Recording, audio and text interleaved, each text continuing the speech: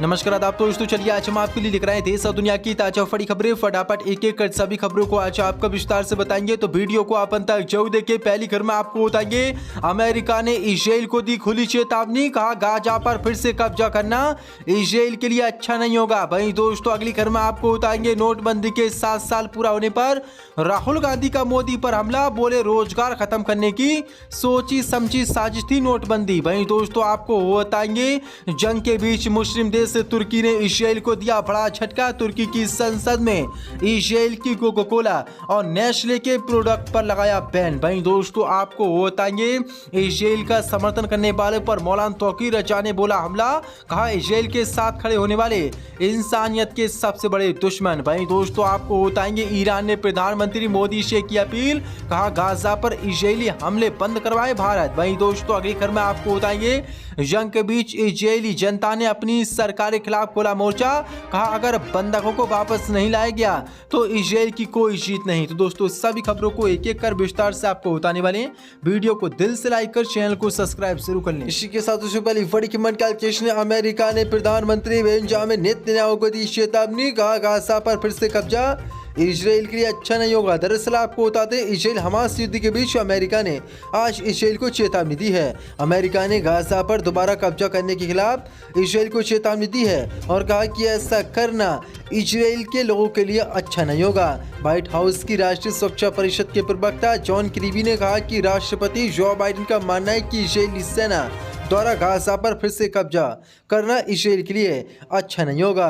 किर्बी ने बिल्किन की बातचीत का जिक्र करते हुए कहा कि इस संघर्ष के बाद गाजा कैसा दिखता है, क्योंकि जो कुछ भी हुआ है वह वैसा नहीं हो सकता जैसे 6 अक्टूबर को था। उन्होंने कहा कि अगर इजराइल सोच रहा है कि वो गाजा पर कब्जा कर ले, अगर उसने कब्जा करने की सोची तो इजराइल और इजराइल के लोगों के लिए अच्छा नहीं होगा। जो सो बड़ी अपडेट निकल के सामने आ रही है। इसी के साथ दूसरी बड़ी कीमत कैलकुलेशन, नोटबंदी के 7 साल पूरा होने पर राहुल गांधी का मोदी पर बड़ा हमला, कहा रोजगार खत्म करने की सोची समझी साजिश थी नोटबंदी। दरअसल आपको बता दें, कांग्रेस नेता राहुल गांधी ने नोटबंदी के 7 साल पूरा होने पर प्रधानमंत्री मोदी पर हमला बोला है। राहुल गांधी ने कहा कि नोटबंदी रोजगार को नष्ट करने, असंगठित अर्थव्यवस्था को तोड़ने की एक सोची समझी साजिश थी। राहुल गांधी ने कहा कि नोटबंदी रोजगार तबाह करने की, श्रमिकों की आमदनी को रोकने की, छोटे व्यापारियों को खत्म करने की, किसानों को नुकसान पहुंचाने की और असंगठित अर्थव्यवस्था को तोड़ने की साजिश थी।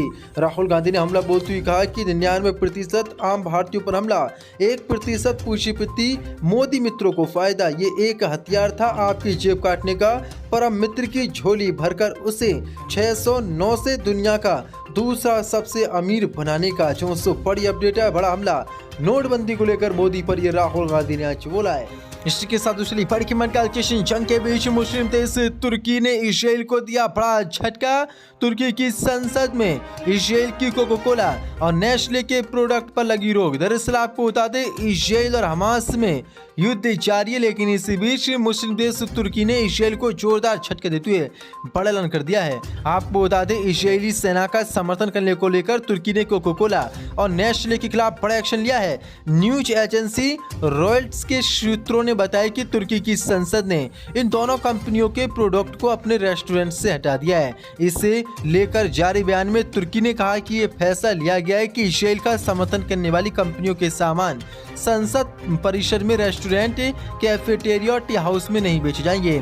संसद अध्यक्ष नुमान की ओर से ये निर्णय लिया गया था, मगर कंपनियों की पहचान उजागर नहीं की गई थी। ये फैसला मुस्लिम जनता की मांग को ध्यान में रखते हुए तुर्की ने लिया है, क्योंकि आपको बता दें, कोका कोला और नेस्ले ने यहूदी देश इजराइल की सेना का समर्थन किया था और इजराइल का समर्थन किया था। इसी को लेकर अब तुर्की ने बड़ा झटका नेस्ले और कोका कोला को दिया है और दोनों ही पेप्सियों पर बैन लगा दिया है। इसी के साथ दूसरी बड़ी कीमत कैलकुलेशन में, इजराइल का समर्थन करने वालों पर मौलाना तौकीर रजा का बड़ा हमला, कहा इजराइल के साथ खड़े होने वाले इंसानियत के सबसे बड़े दुश्मन। दरअसल आपको बता दें, इजराइल हमलों के बाद फिलिस्तीन में युद्ध की स्थिति को लेकर इत्तेहाद मिल्लत काउंसिल के प्रमुख मौलाना तौकीर रजा ने बड़ा बयान दिया है।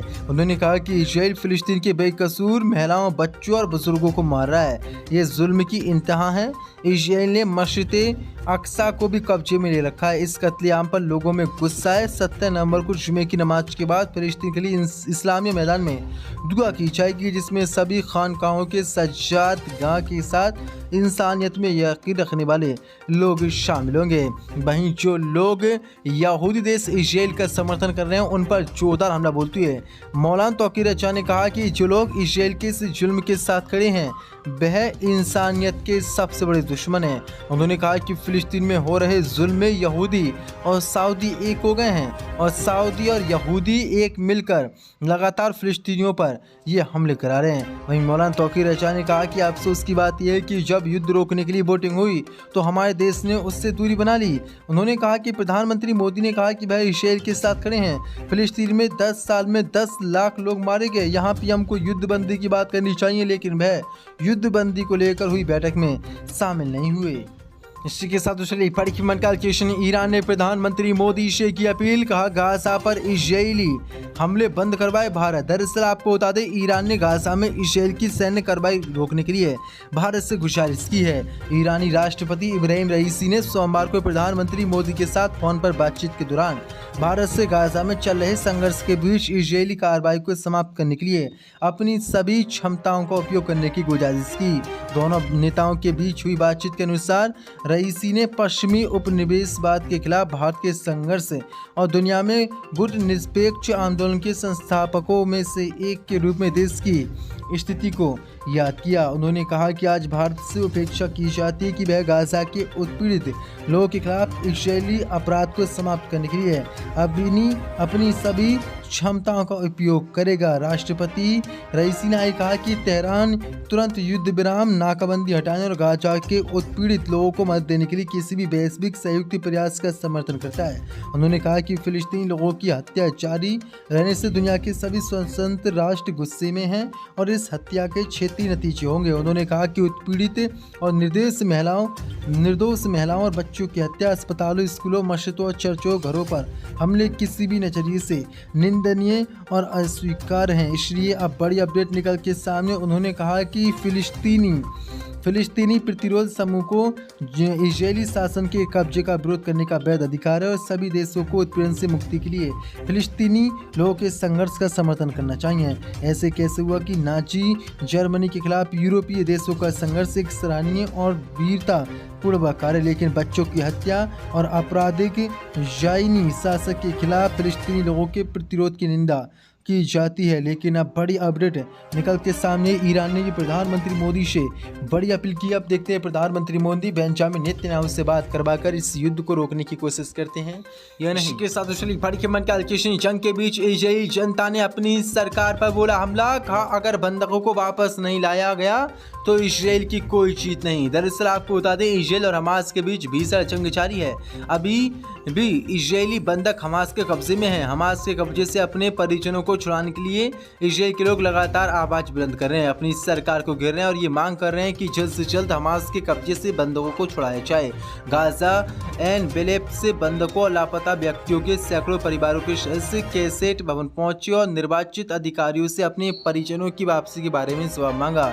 इन बार गोल्डस्टीन, जिनके भाई और भतीजे की हत्या कर दी गई थी, जबकि उनकी भाभी और उनके 3 बच्चों को किबुत्ज में उनके घर से अपहरण कर लिया गया था, ने वीडियो में जगरती मंच पर कहा कि बंधकों की वापसी के लिए बिना इजराइल राज की कोई जीत नहीं होगी। उन्होंने कहा कि आप नेसेट में हैं जिनके हाथों में बेड़ियां नहीं है। क्या आप कह सकते हैं कि आप वह सब कुछ कर रहे हैं जो जरूरी है ताकि वे घर लौट सके? हम बेरी को शुरू से ही फिर बनाएंगे। हम नए कैफर अज़ा का निर्माण करेंगे। हम रास्ते में इकट्ठा हुए सभी सहयोगी के साथ ऐसा करेंगे। उम्मीद आखिरकार मर जाती है।